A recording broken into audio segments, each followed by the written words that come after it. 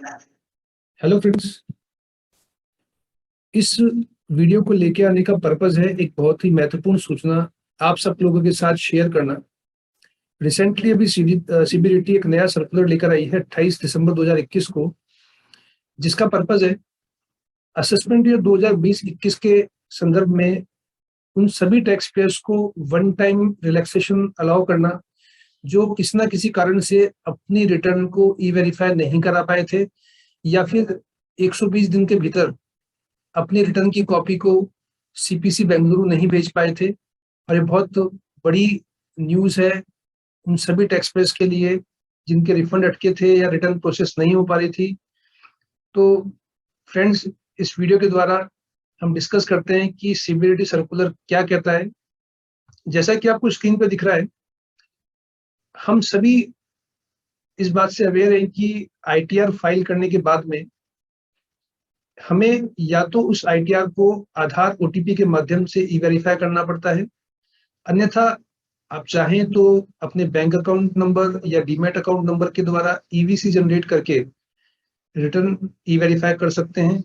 और ये आप नहीं कर पा रहे हैं तो आपको फिजिकल कॉपी आईटीआर वी की जो हार्ड कॉपी है उस पर साइन करके सीपीसी बेंगलुरु स्पीड पोस्ट या सामान्य पोस्ट के द्वारा 120 दिन के अंदर अंदर रिटर्न फाइल करने के बाद 120 दिन के अंदर अंदर उसे भेजना पड़ता है।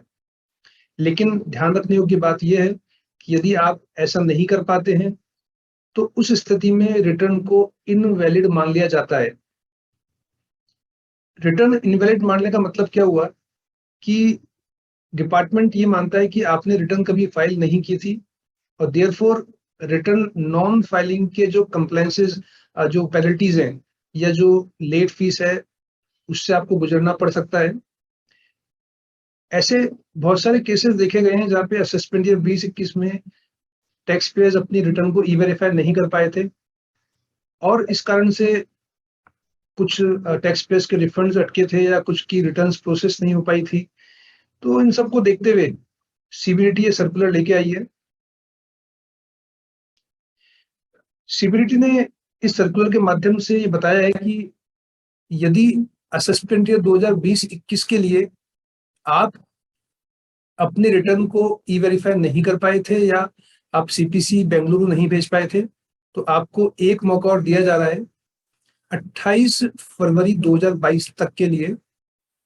यानी आप 28 दिसंबर 2021 से लेके 28 फरवरी 2022 के बीच में अपनी असेसमेंट ईयर 2020-21 की आईटीआर वेरीफाई कर सकते हैं आधार ओटीपी के माध्यम से या ईवीसी के माध्यम से।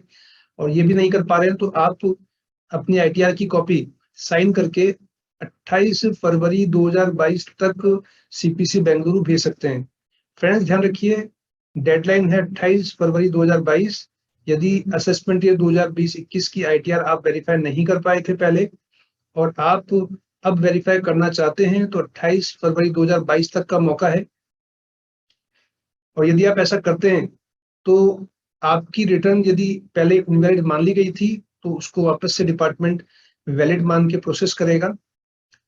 और यदि आपका रिफंड अटका था या रिटर्न प्रोसेस नहीं हो पा रही थी तो डिपार्टमेंट उस रिटर्न को प्रोसेस में ले लेगा।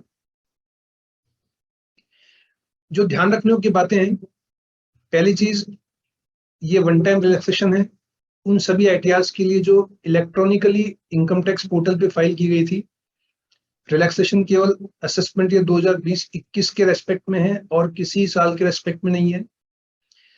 अगला जो मुख्य पॉइंट आपको ध्यान रखना है, रिलैक्सेशन केवल उन आईटीआर्स के लिए है जो सेक्शन 139 में दी गई समय सीमा में फाइल की गई थी।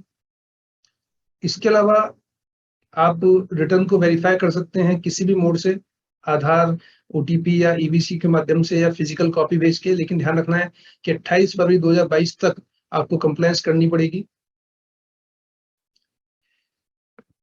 लेकिन इस सर्कुलर के लिए एक जो महत्वपूर्ण पॉइंट आपको ध्यान रखना है कि यदि डिपार्टमेंट ने आपकी असेसमेंट 2020-21 की आईटीआर को ऑलरेडी इनवैलिड कर दिया है और आपके अगेंस्ट उसके संदर्भ में कोई कार्यवाही प्रारंभ कर दी है for non filing of returns, उस स्थिति में आप इस सर्कुलर का फायदा नहीं उठा पाएंगे। मतलब ये हुआ कि मान लीजिए आपने अपनी आईटीआर असेसमेंट 2021 की फाइल की, 120 दिन निकल गए, रिटर्न इनवैलिड हो गई और डिपार्टमेंट ने आपको नोटिस जारी कर दिया पेनल्टी के लिए या किसी अन्य प्रोसीडिंग के लिए। तो उस स्थिति में आप अपनी रिटर्न को अब ई वेरीफाई नहीं कर पाएंगे या आप compliance verification compliance by sending to CPC Bengaluru आप नहीं कर पाएंगे। फर्दर ऐसी सारी रिटर्न जो अभी 28 फरवरी तक वेरीफाई होती हैं, उन सब की प्रोसेसिंग की टाइमलाइन 30 जून 2022 कर दी गई है। तो फ्रेंड्स, यदि आपने अपनी असेसमेंट 2021 की रिटर्न वेरीफाई नहीं किया अभी तक, तो प्लीज इसको कंप्लाई करें और ये वन टाइम रिलैक्सेशन है, इसका आप बेनिफिट उठाएं। Thank you.